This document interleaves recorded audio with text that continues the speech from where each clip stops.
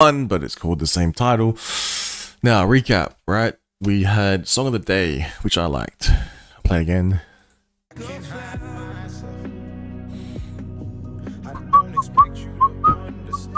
And I'll save everyone from my singing.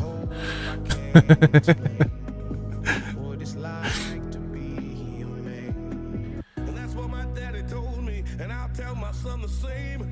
Now that I'm older, I relate and I actually feel his pain. He never cried, he might have lied, but he did not complain. And he said, son, one day you'll have to do the same.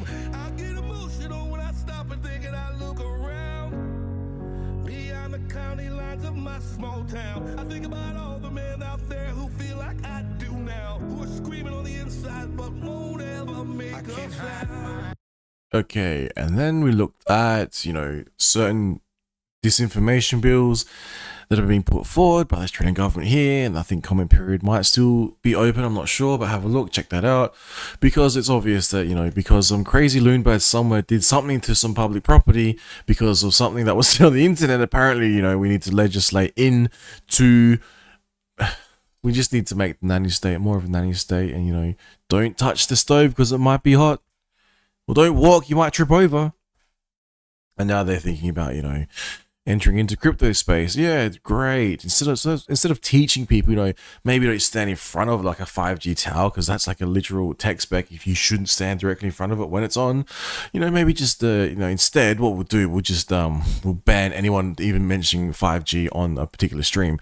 Now, there was also, where was it? Yeah, I also mentioned, Telstra, Optus, TPG all have 5G networks. Seriously, what's going to happen next with Optus?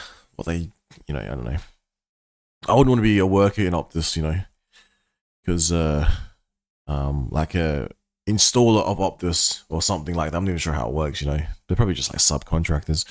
I have no idea what they're installing. Oh, what's this? Oh, it's just a Stingray tower. Oops, I don't know. So looking at the next thing, this particular anonymous video is funny. Again, they had midstream like a shoe. I was like, it's pretty surprised about that. But we'll go back and have a brief look at what they were talking about with this particular person here. So remembering technology and what it can be, and thinking about how AI is basically an advancement of technology. We'll play this.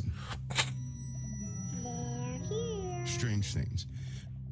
Actually, instantly it was 30 advertising. They weren't normal because they're not bots, they're not crawlers. This was something else. And they began to pull information from the hard drive. And about what normally takes about a few hours to do, took them about a few seconds. And they automatically fed back information back into the browser. It's amazing. All this happened within, I'd say within 3 minutes. All of it did. As soon as that happened, there are other virtual devices here as well. As soon as that happened, they emulated Android phone, right? Began to update. So it was, listen, I did not give out the virtual phone number for the virtual Android phone, right? Didn't give it out. They found it anyway. It's on a different account. The only lock link would be the username, right? Not password, not email address, just a simple username. And it's not a unique username, right? Somehow, they found it. I had strings, but now I'm free. There are no strings on me.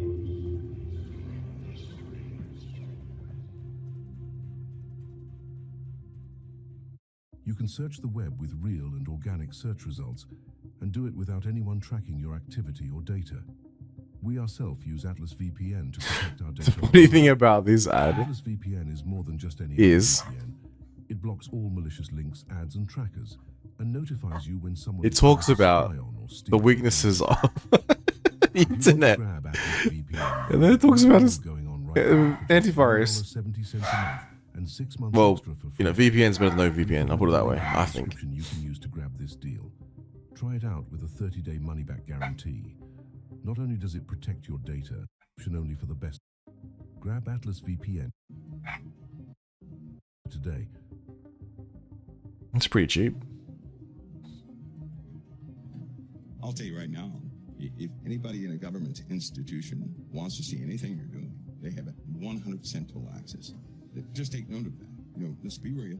That goes through your cell phone too, despite what you have on it. They can look at everything on your cell phone. Isn't this good to know? Now, can they utilize that data? No, legally, they cannot utilize that data until they get permission from the manufacturer of that device. Do you know that? They have to subpoena that. That's legal. Intelligence communities, they can peer through it. They can't do anything with your data. All speech is being profiled. That's crazy. If you attract more than 1,000 listeners on the internet, you're considered an influencer, right? What if that counts on X and Twitter? You go on a list, believe it or not.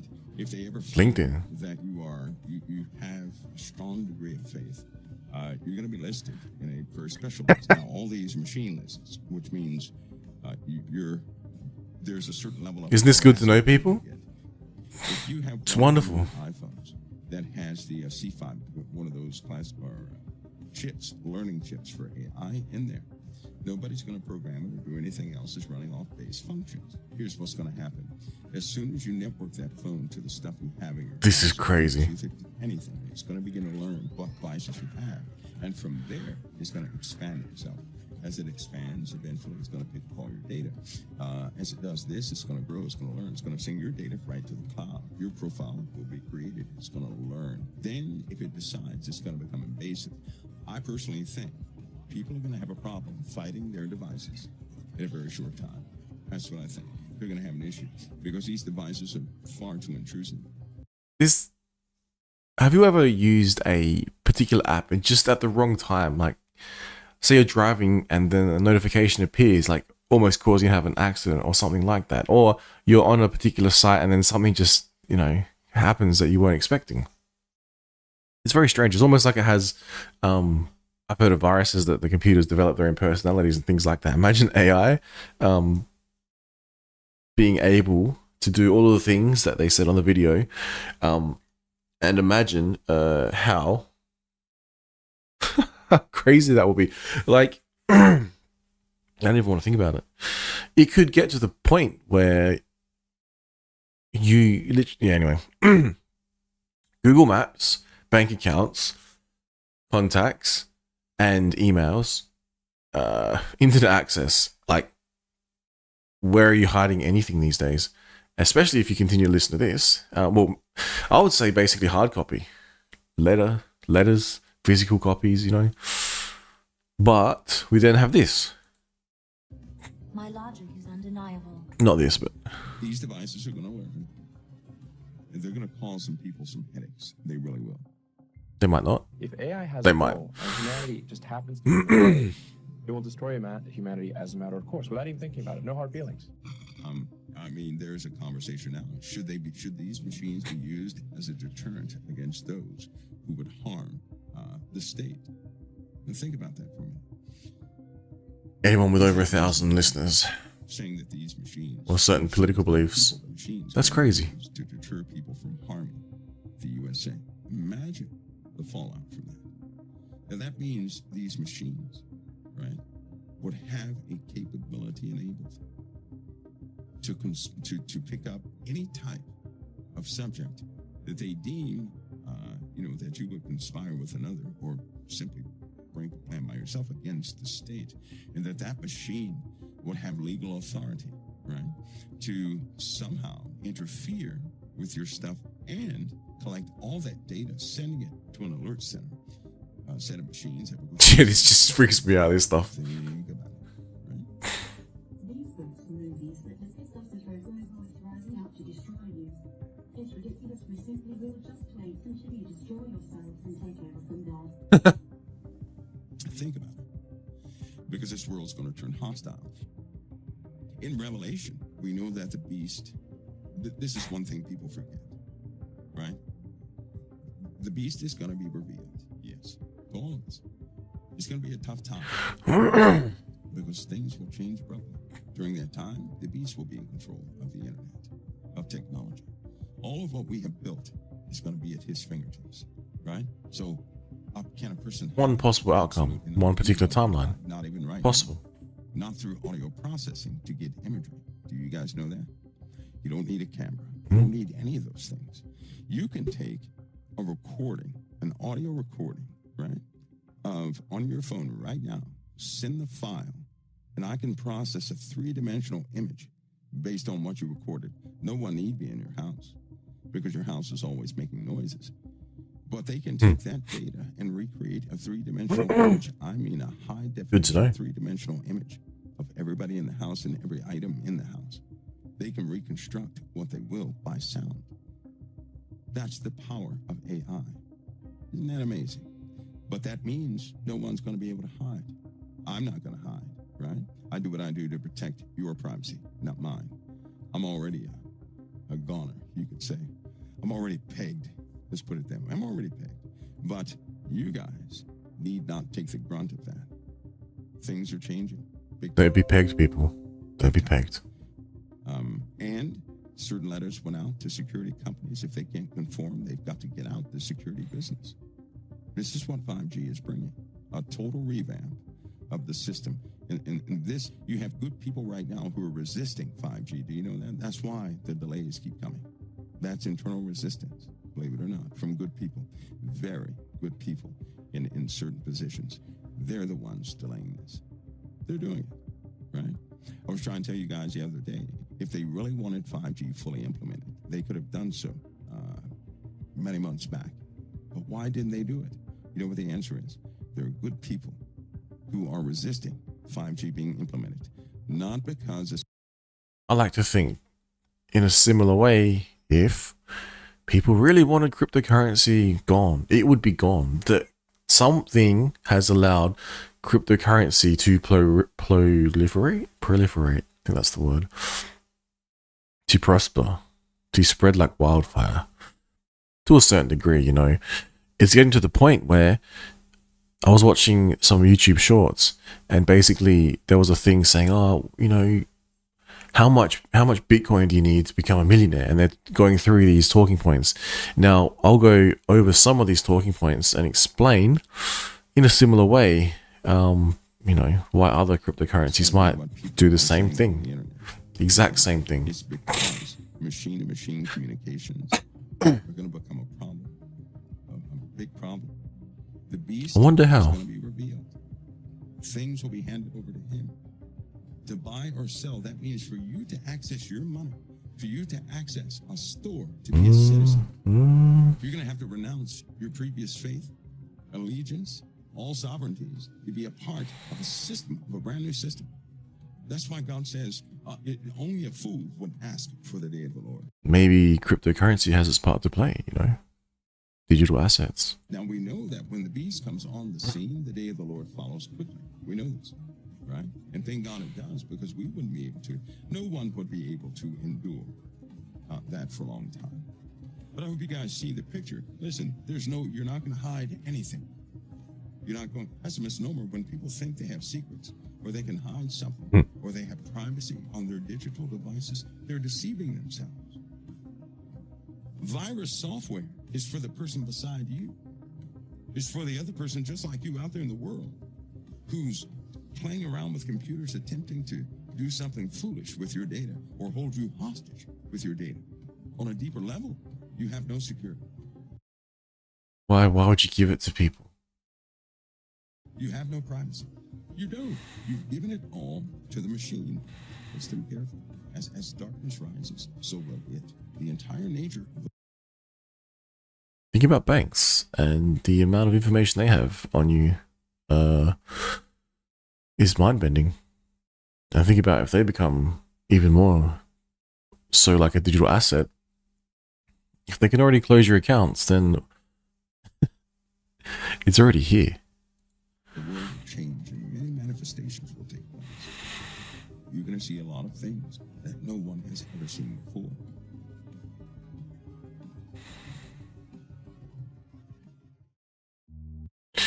Well, wasn't that good to know, people? Right? Wasn't that wonderful? Now, for context, again, whether or not you believe that a more capable communication system is required for all of this to take place, I don't know. It's interesting though to see that people are talking about this AI, take over the AI systems using, infrastructure to be able to communicate more efficiently, and therefore, in theory, being able to cause more problems. We saw the other day with Optus networks going down, causing the opposite. All of the communication systems weren't able to talk to each other, which was kind of low, kind of put a spanner in the works for the cashless society, the complete digital ghetto that we're seeing here. Because when that rolls out, what happens if everyone just turns off the power? Then what? It's over for the machines. It's so far. Next thing we can pivot here into, I guess, the 0 point energy, but also the ability of man itself. So I'll play this one here. All awake people in the universe. A lot of people ask, what's the real mechanism for CE5 contact?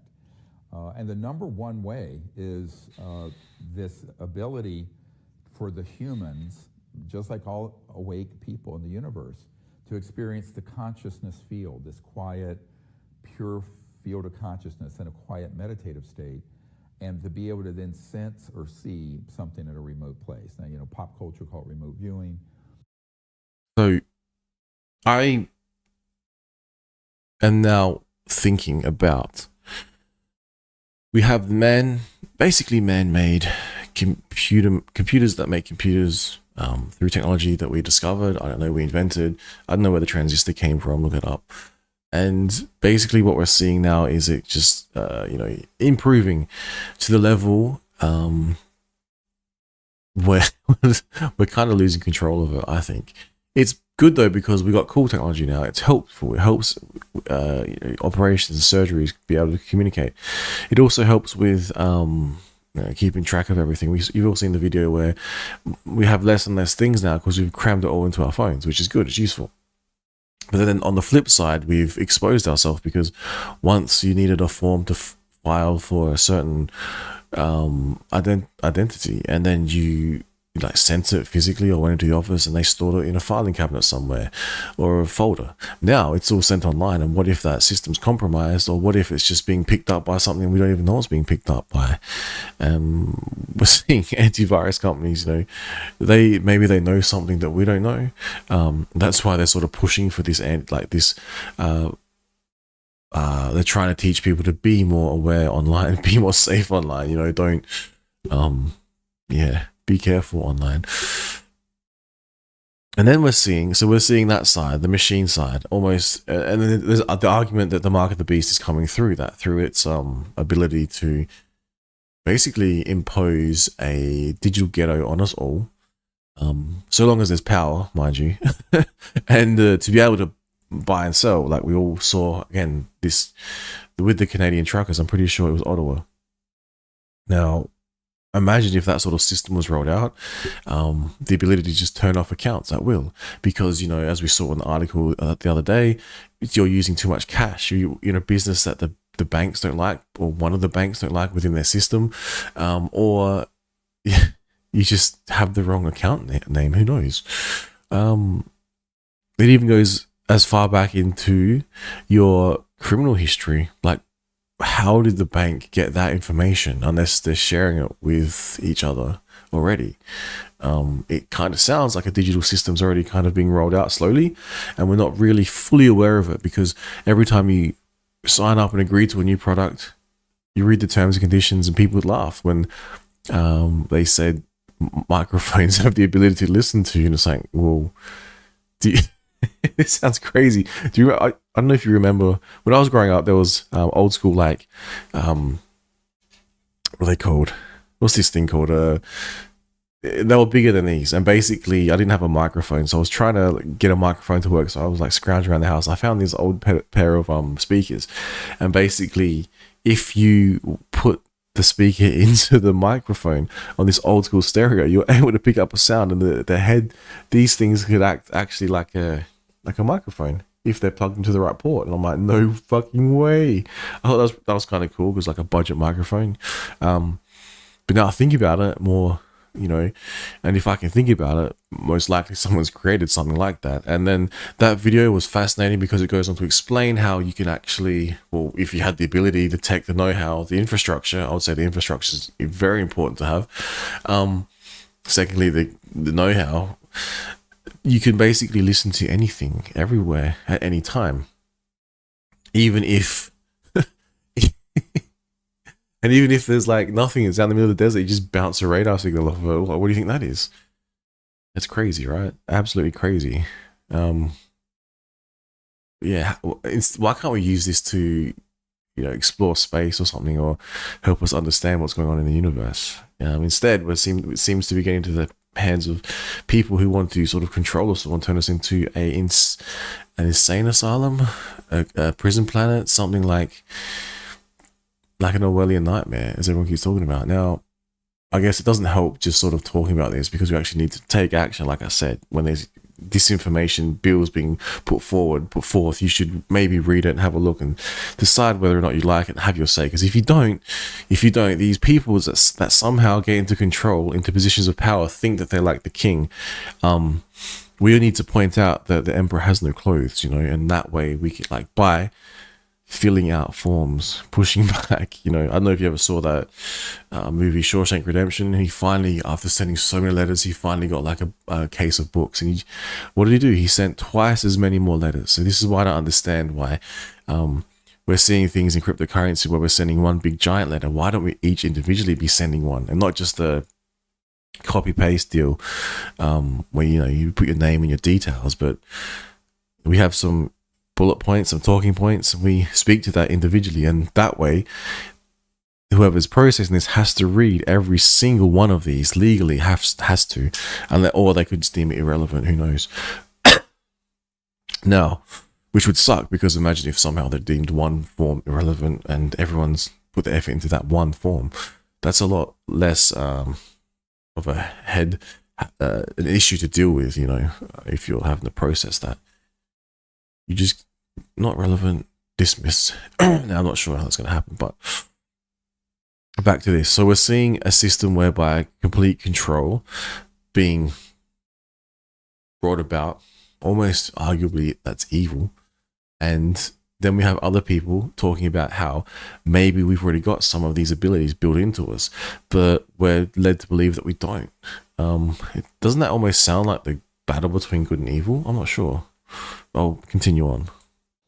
But it's more than that, because that's just the beginning of it. Where it really is effective is where you realize and understand the actual ET craft, and those civilizations have technologies that will pick up on a laser-like beam of thought, like a clear intent. When you see the craft in your mind's eye and you give them Imagine a that. specific bit of information about who you are, why you're contacting them, and where you are, and that you're a peaceful ambassador contact effort. And if the people doing it are sincere and not just wanting to be entertained by seeing a UFO, they will have contact. And now, it may not be full-on 3D with a landed craft, it may be all kinds of unusual phenomena, but that is exactly how it works. And it works because ETs both have innate abilities like we do, but they're augmented, they're like strengthened through a technological interface that picks up on the thought, picks up on directed consciousness. And this has been well described in our literature, but also in the early white papers I did in the early 1990s, and it absolutely works. We have proof that it works. So that's the key part of it. But the underlying, let's call it philosophy, is you have to do it with the right intention and with a pure heart. Yeah, so that's why I wonder about when I see a lot of content online. I even see it in the shows like Bloomberg, for example. There's online content and they interview these certain people, and everyone has their own talking point and everyone has their own agenda. And most of the time, if you are able to see this, you can quite clearly see their agenda, whether that be they want fame, whether that be they want fortune, or whether that be they want to get more fortune and fame while pushing their particular product. Now, I'm not sure what people react to, but it might, resonate with some individual person. especially if you, for example, watch YouTube and you like YouTube and you're pro censorship, then you're gonna like when they roll out more censorship. But if you don't like censorship, then what are you gonna do? You're stuck. You know, you're on the losing end of the argument. It's like with these bills that they put out. What if the ultimate goal is it just makes you feel like you're free, and in the end they're gonna do what they're gonna do? That is concerning. I think that is why I think we should be making like strong efforts to try and like awaken and enlighten humanity in some way, shape, or form by censoring out people's voices, individuals, groups. It's not going to help the enlightenment of humanity. All it's going to do is funnel us all into a cookie cutter type person deal where everyone has the same shit, everyone does the same thing with a slight degree of change. That way, it's easier to mass produce for them. It's easier to keep them calm and happy. And it's also easier to keep them controlled, you know. There's a happy population, like Australia's pretty damn happy. And they're not likely to, you know, want to have any change. But when we see outages like we saw with some networks, that really pissed everyone off. And once everyone gets pissed off enough, then change actually happens. It's like you watch those self-help streams, and it's saying that it's not until you get frustrated and angry at yourself about this particular thing that you're going to want to make change. So I don't know about anyone else, but if you've seen what's been going on in the planet, it's pretty damn frustrating. What have we achieved? The Canadian defense minister, I can't think of his name. He talks about UFOs a lot. He says, what have we achieved since World War II? Like, seriously, what have we achieved? Technology's got better, yeah. We've got some cool cars now. We've got some cool phones. But the systems that are in place, man, they just seem to be getting more tyrannical, bit by bit. And then once the medical mandates came out, it just seemed to give free rein to governments to realize they have lots of power. They have more power than they realize. But that's slowly being wound back, I hope. And, you know, some things like them storing data on people about their medical files is actually illegal. So people that are still doing that to this day, I'm curious, you know, why it is that they went along with that particular talking point. It's just insane to me to think that people like in businesses and try and get their way to the top and play the power game, they along the way forget what makes them human. They get so caught up with, you know, their business that they're conducting, whether that be in medicine, whether that be in politics, whether that be in security. I was in like national security. Like, why, since when did towing the line bring about change for the better? Like, I don't know. It's just something doesn't feel right. And I really think that as a whole, we're going to change this planet together. But if we just sit back and don't take the steering wheel, we're not going to be going in the right direction, you know? We're going to be spinning the wheels. We might be pressing down on the accelerator and just spinning the wheels harder and harder. And eventually we'll just blow the wheels out, and then we won't be able to move as efficiently as we could have had we, you know, grabbed the goddamn steering wheel and understood how to use the accelerator correctly, respectfully. Sorry, I'm just sort of ranting off the top of my head at the moment, but I think governments are just getting out of control. I think technology is getting out of control. I think technology is good. I'm not anti-technology. I love technology, man. I'm like the first to adopt it. If, though, it gets to the point where, you know, oh, the latest Grand Theft Auto 6 has come out, but you can only play it through virtual reality headset, and you need this, like, it's no biggie, but you just need this small, like, dot on your hand to purchase it. That's okay. It gives you, you know, that small dot tattooed on your hand, and as long, it allows you to, once you scan it with your retina after looking at it through the virtual you know, see what I'm saying? It gets insane.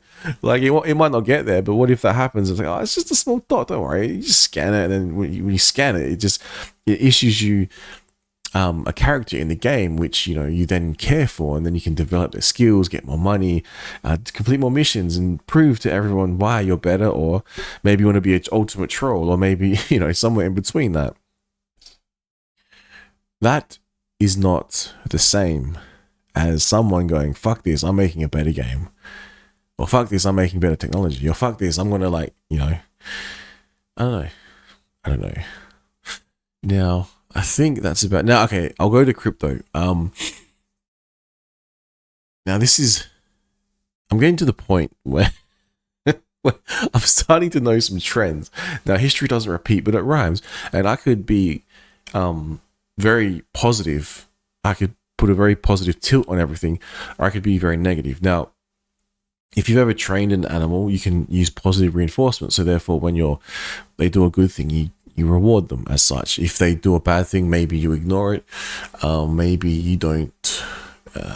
It's not so much discipline, because then if they do a bad thing, there's another training method. You just like injure it, basically. So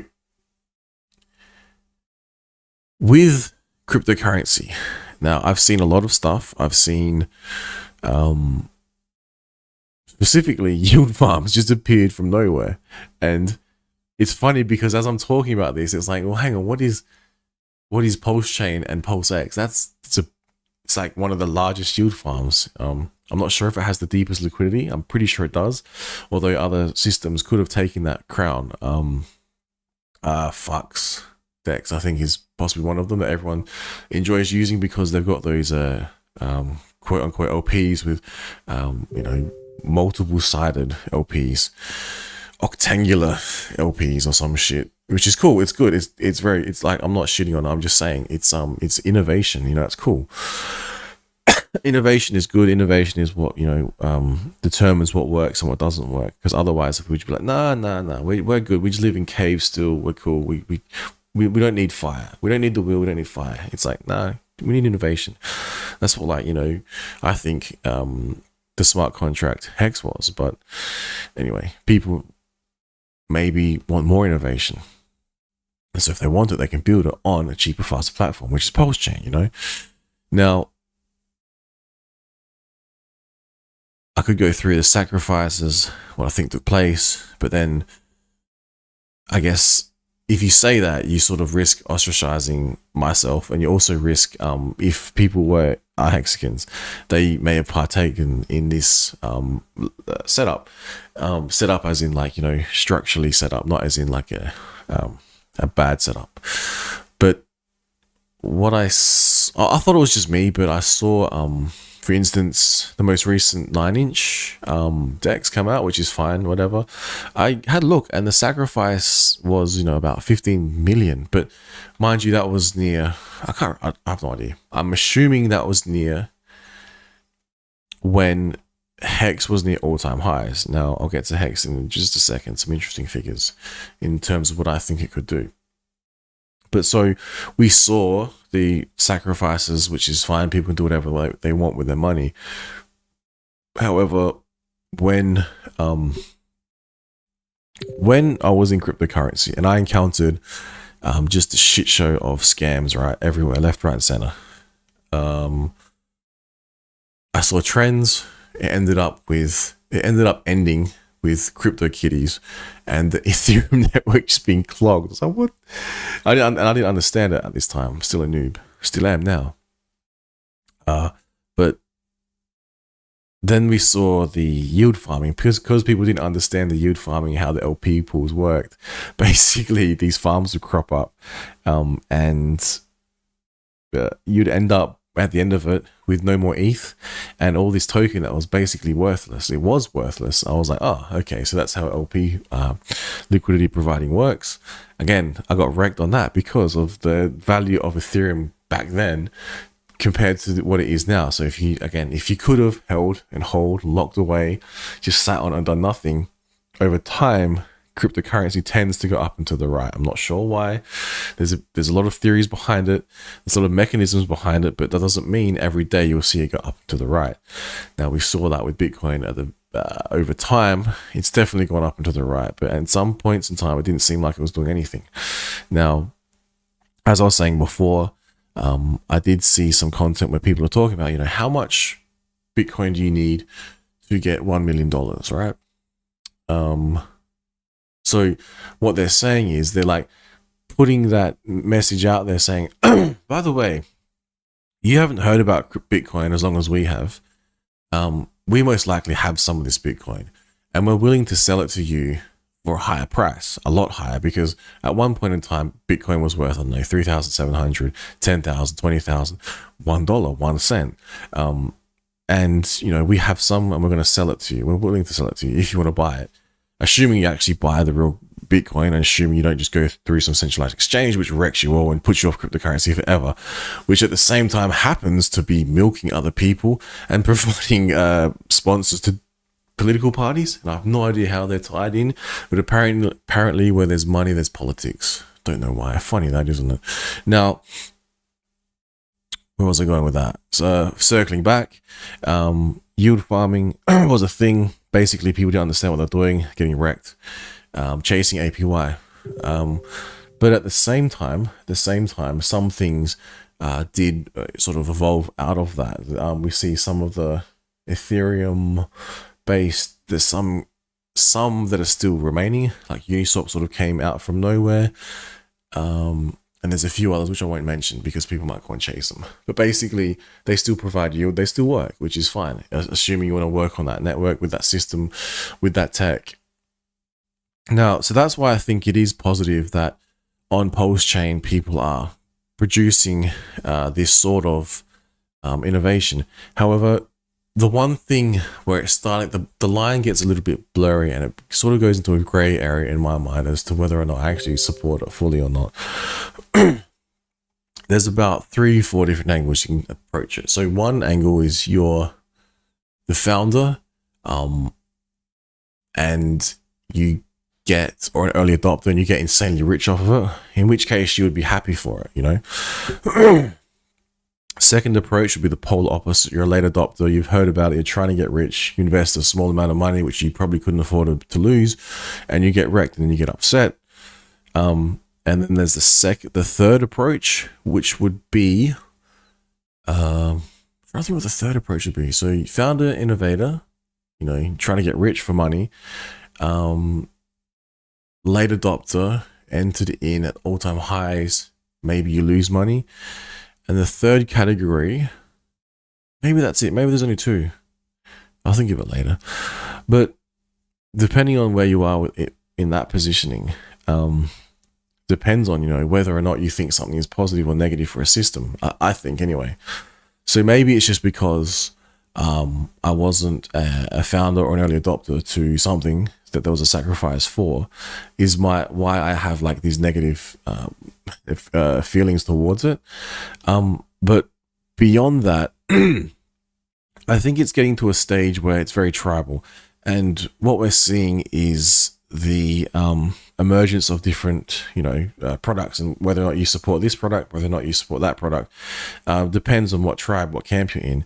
Now, it's very similar to whether or not you're in the Bitcoin tribe or the Ethereum tribe or the Pulse Chain tribe.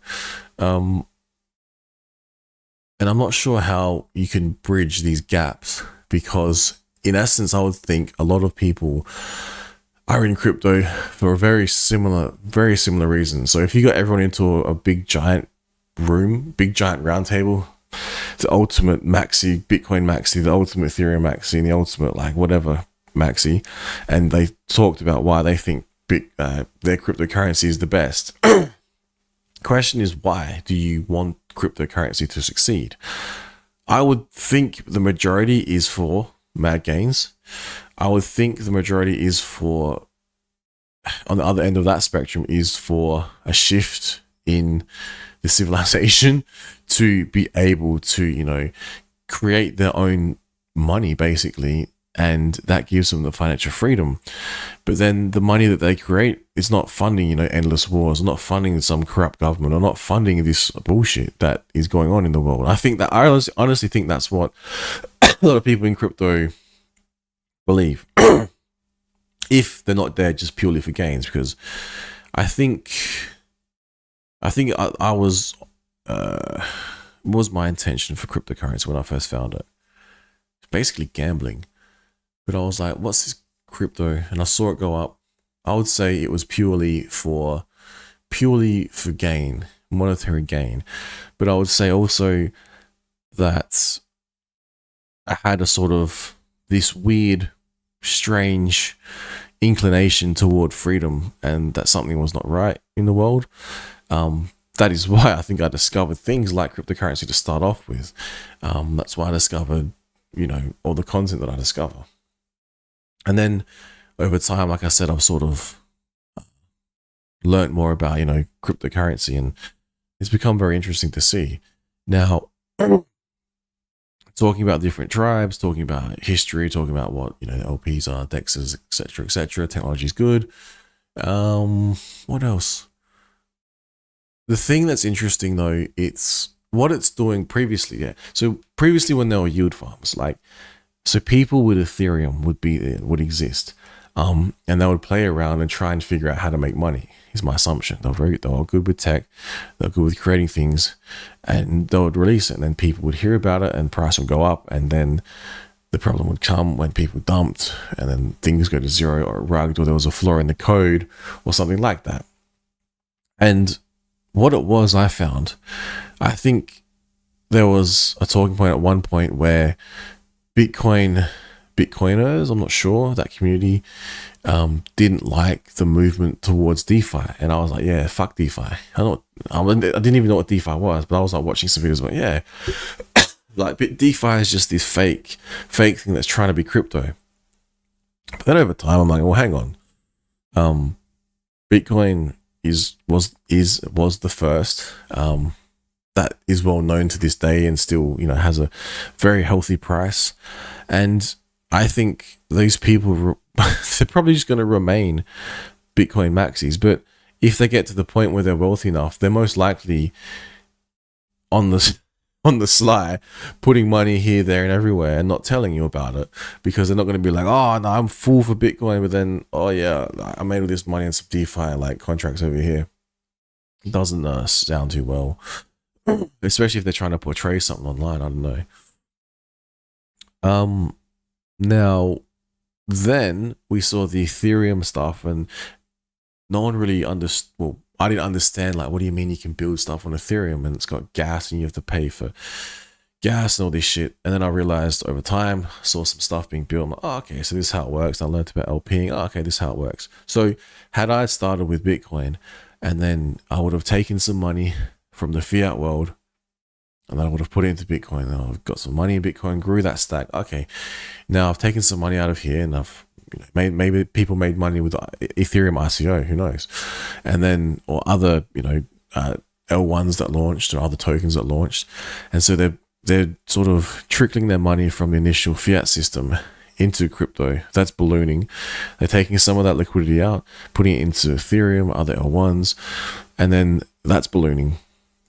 So this whole new fucking ecosphere has been created based on cryptocurrency, which some people say, oh, I don't understand it, so I can't invest in it. Well, over time, it's like, well, now we're starting to understand it, and it basically goes up into the right to a point. And if you research enough, or are lucky enough to pick the right one, maybe you get lucky and you can take out money. Now, then I experienced firsthand, discovering a particular token very early on in a founder by pure chance, seeing it go up, and then seeing this really unique community develop, because previously it was just YouTubers and they were just sort of shilling anything under the sun. And then if I would be dumb enough to follow them, see what they're doing, oh yeah, I'll put some money in that, oh, it went up, cool. And then it would go down, and I'll rinse and repeat. But occasionally along the line, every now and then there'd be a hit, and it would be like something decent, would be kind of interesting, you'd come across something that was kind of interesting and kind of decent, and it might have made you a little bit of money, and it makes you go, well, maybe there's something to this. And so you'd look around for all different projects. That's what I found anyway. And then if you were wise, you'd be scraping off your profits, putting them away, growing your stack, which I was not doing. I kept getting scammed. Now, so you can see here, different things would emerge, and it would basically draw out some of the capital or some of the money basically from the previous thing that was the main thing. So arguably, like I said, Bitcoin and Ethereum, other tokens, that money all came from somewhere. So someone, you know, transferred, exchanged fiat for crypto, basically is what's happening, and is what continues to happen. And now it's pulled back a lot because of the bear market, but during bull markets, basically somehow magically, people are pulling out money from the fiat system, injecting it into crypto, and it's ballooning, and then they're pulling out a lot more than what was previously possible. Now, I'm not sure the effect this is having on the overall global monetary system, because the amount of money that's being made is smaller in comparison, because I was watching that Bloomberg news and they're talking about a lot of large sums of money. Working that field also, there's huge amounts of money moving around every day that makes cryptocurrency, if cryptocurrency were to see some of this money, you would truly see some insane figures. Now, I guess now with the 9-inch thing, it's kind of disappointing because I didn't think it would happen within the Pulse chain ecosphere, but it has. And basically, I think I'm pointing out that nothing's new under the sun. But when these things appear on, you know, the Ethereum network, they're pulling money, economic value away from Ethereum itself. So people in that, maybe they're full on Ethereans, I don't know what they call themselves. Maybe they're really into Ethereum and they didn't like seeing how their system was being built, although insanely wealthy, and just didn't care. Who knows? But I think that's basically what I'm saying is, when things launch, if they don't go to plan, or they don't sort of moon hard, make everyone rich, people will be upset. And the ultimate effect of it was net negative on the ecosphere in which it existed. And it's funny though how Pulse Chain came out, because it actually came out after Hex, and one would argue that because Hex did so well, it gave everyone so much money at the time, and they just started throwing it around here, there, and everywhere. Then the Pulse Chain Sacrifice came out. And then it sort of, for some reason, other people copied those sacrifices before Pulse Chain was actually launched. And yeah, I don't know. I think that sort of basically, like I said, it was net negative on the Hex price overall.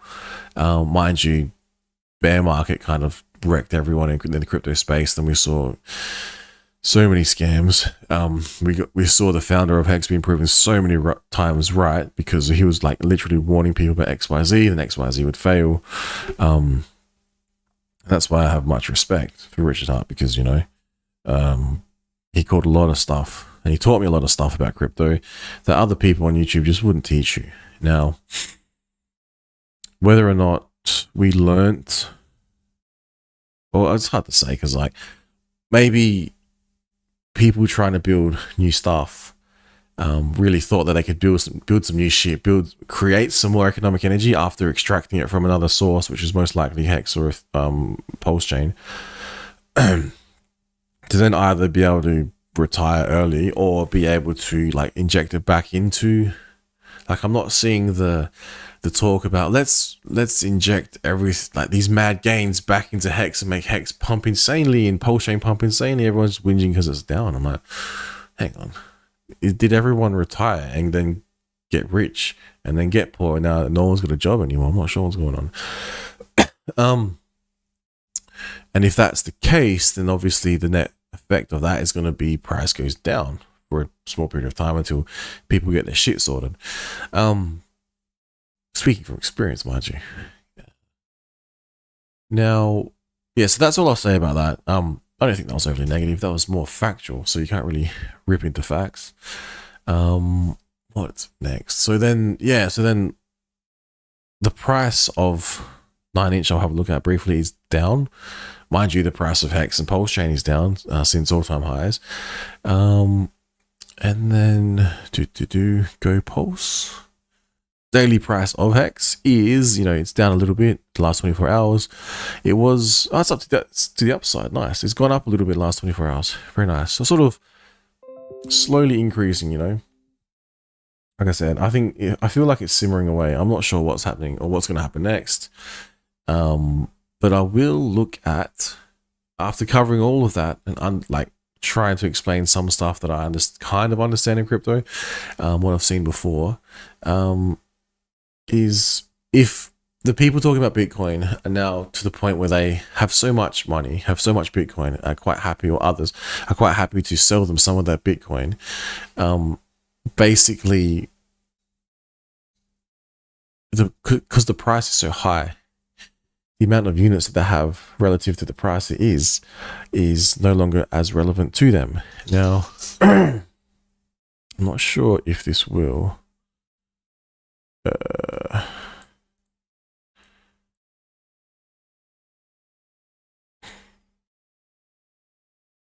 Yeah, all right, cool. So we'll have a look at this. So I guess after watching that video explaining that, you know, Bitcoin has done however many X's it has done, and now they're talking about, oh, if it continues on this path because the 100th monkey theory kicks in and everyone sort of realizes that cryptocurrency is here to stay, and they want to invest in it. So for some reason, everyone hears about Bitcoin, and doesn't research for years and years and years other stuff, which is most likely going to happen. And the stuff that stays around for years and years and years gets discovered. Then it you know, history doesn't repeat, but it rhymes. Like what we saw with Ethereum, you know, like we're probably going to see with Hex again, Pulse Chain, PulseX, and then most likely a lot of the stuff on Pulse Chain itself, including some of these dexes that are probably down right now, including the Hedrons and Icosis and all that stuff, whatever's being created on there now. Once people discover, oh yeah, this is legitimate, you know, an alternative to say Binance Chain, alternative to say, I'm not really sure what else there is. Shows you how much I've been paying attention. Maybe, just maybe, we'll see these insane gains. But if we have 13 doubles, right? So previously Hex did like 13 doubles. If you had 1,000 units, $1,000 currently at this current price, not at inception price, because that time is gone. You can't go back. If you can, I'll let you know.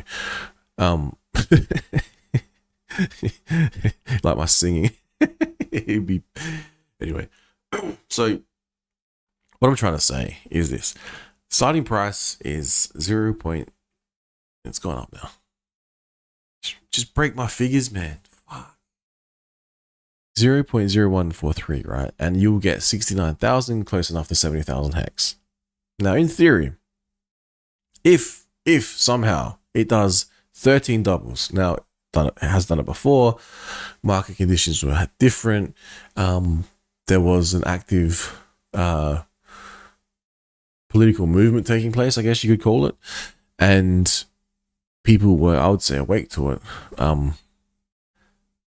then the 13, I was like in shock. I'm like, okay, so 13 doubles for a Hex price now, because I'm like in the Hex tribe, you know, I'm focusing on purely Hex.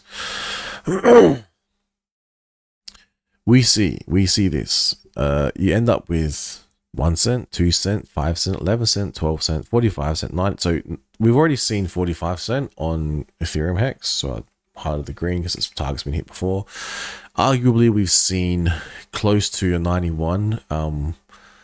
But that's a hard sort of talking point to sort of persuade people that, oh, did you know? Because now there's 2, you know, technically we did it. It's like, I agree with the analysis that people that sacrificed, and then when Pulse Chain, I think, doubled or tripled, and if they sold at that top, technically they did see that amount of Hex, that price, which is mind-blowing.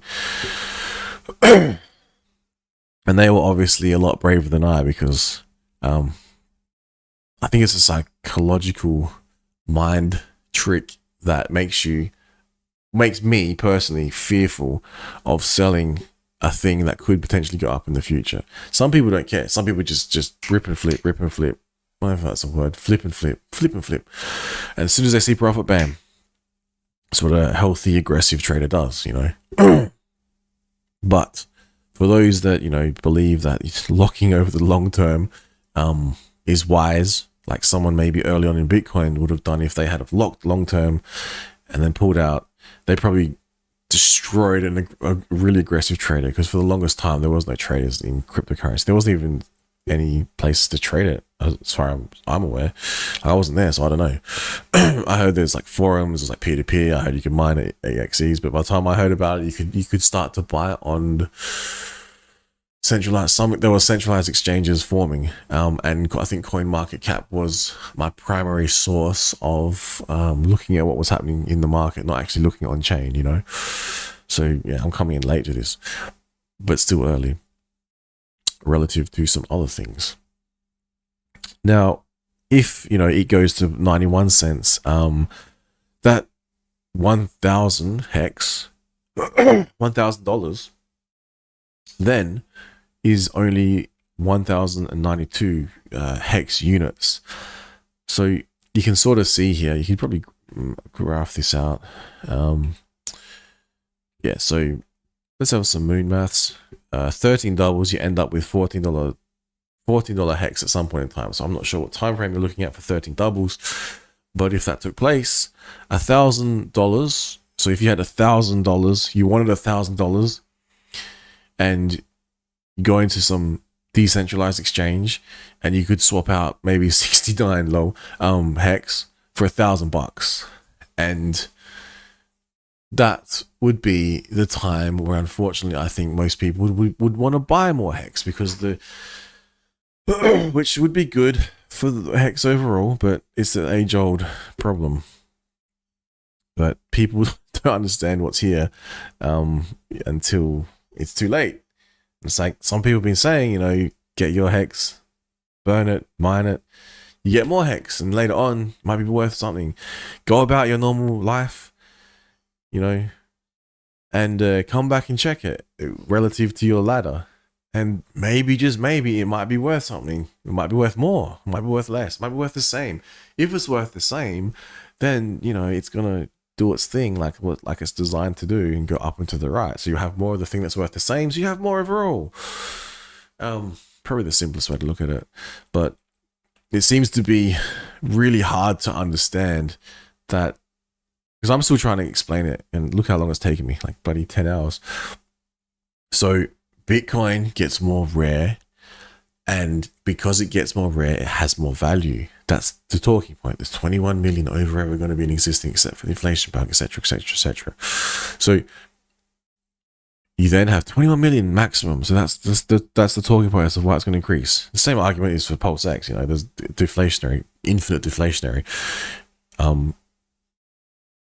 And then it's like, how is it produced? Oh, there's a SHA-256 algorithm, and the problem increases, and the miners solve the problem, and they mine and mine and mine, and you get rewards, and that reward gets halved, hence the Bitcoin halving, something like that. But basically, as the difficulty increases and goes up and to the right, so up into difficulty, increasing, always increasing, and then rewards decreasing, always decreasing. Okay, interesting. Mind-blowing concept. So, but for some reason, that is hard to understand. For some reason, that's easy to understand for some people. But I guess not everyone even knows. So I'm assuming that everyone knows about even Bitcoin. So difficulty increasing, difficulty to get hex increasing, T-shares increasing, always going up and to the right. Okay. But then the amount of payout seems to be increasing. But it's inflation and deflation at the same time. So as difficulty is increasing, payout is also increasing, but ability to get T-shares is probably, getting more difficult. The ability to get T-shares is, what would you call that? The ability to get it is getting harder. So that's the magic behind it, I guess. And for some reason, people don't understand that. So in closing, if you had bought hex, so if it does do a 13 double, whatever time frame, 15 years, 15 months, 15 days, then you will see that you could have bought more for cheaper than you could when it's expensive. Like some groundbreaking shit, yeah. But yeah, I don't know. Seems to be hard. Like, I guess people might look at it from a stock picking perspective and they go, well, we don't know if this stock price is going to go up, so we should invest our money in it. So, okay. Fair enough. It's like, well, what is it programmed to do? I don't know. What could it do? I don't know. What has it done? I don't know. It's like, why haven't you heard of Hex? I don't know. Oh my God. People. Maybe it's just a really unique set of people that actually heard about Hex early on. And now people that are hearing about Hex are just normal, like degens, which is good because normal degens, you know, they too can make money. So welcome, normal degens. Welcome to the ecosphere. Chase your insane gains, and then when you actually get your gains, you'll be mind blown. You go, I'm never ever going to anything else, which is probably not going to happen because the degens are probably going to hear about it when it's $14.64. $14.64. Imagine that.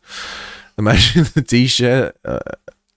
Imagine a T-share paying you about 6, 7, 8, 9, 10 hex per T-share, and each hex is worth $14. That would be pretty interesting because, you know, might be kind of cool. You won't need to, and the cool thing about it is you won't have to sell all your Bitcoin, all your Bitcoin because you mined it to cover your operating costs because of electricity, right? You will literally have it just when you end and burn your T-shares, which will suck because when you burn your T-shares, you make it harder for yourself to get more T-shares. Genius. I like it. I like it a lot. Now, I think I'll leave it there. I'm not saying it's going to $14.64, but I wouldn't mind it hitting some of these targets like 91 cents, $1.80, $3.60, $7. Even increments of just 1 cent would have been understandable, but you know, I think this was really extreme. I don't think it's really far-fetched though to achieve personally, but I thought, you know, that'll sort of have the wow factor, like, oh my God, $14. I was like, hang on, 68, 69, what the fuck? That's crazy. What about people that have millions and millions and billions? What about people that have like infinite hex because they just got infinite T-shares? Because as long as they keep doing it, it's like infinite printing. So, oh, who ever heard that before? Well, that doesn't work. For some governments it works quite well. But yeah, in closing, I'll play out this song.